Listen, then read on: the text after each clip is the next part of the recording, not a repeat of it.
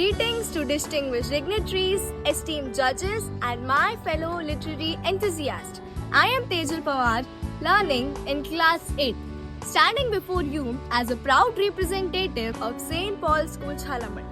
It is a privilege to grace the stage here at Sardar Doon School to participate in this grand celebration of verse and expressions. Today I shall be reciting William Shakespeare's profound masterpiece, Sonnet 64. This sonnet is a hauntingly beautiful meditation on relentless fell hand of time. Shakespeare invites us to witness a world in a constant flux, where lofty towers are down raised to the dust, and the hungry ocean perpetually battles the shore. Through these vivid images of decay and ruin, the poet reaches a poignant realization that neither monuments of brass nor the depth of human love can truly escape time's inevitable reach. It is a poem that starts with grandeurs of history and ends with tears of a man who realized that time is a thief we can never catch. But more than just a list of destructions, this poem is a deeply personal confession.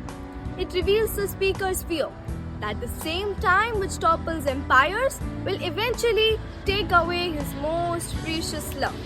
Through this recitation, I hope to capture the quiet sorrow and universal dread of losing what we most fear to lose. Now, without further ado, I present to you Sonnet 64.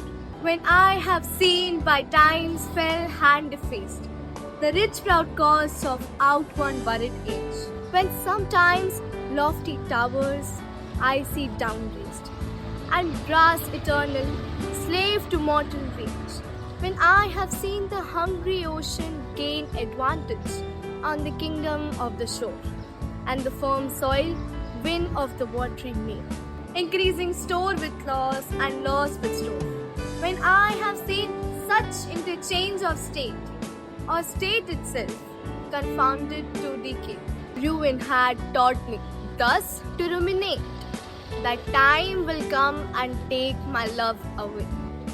This thought is as a death which cannot choose but weep to have that which it fears to lose. Thank you so much everyone for your attention. I hope your day be bright as your smiles.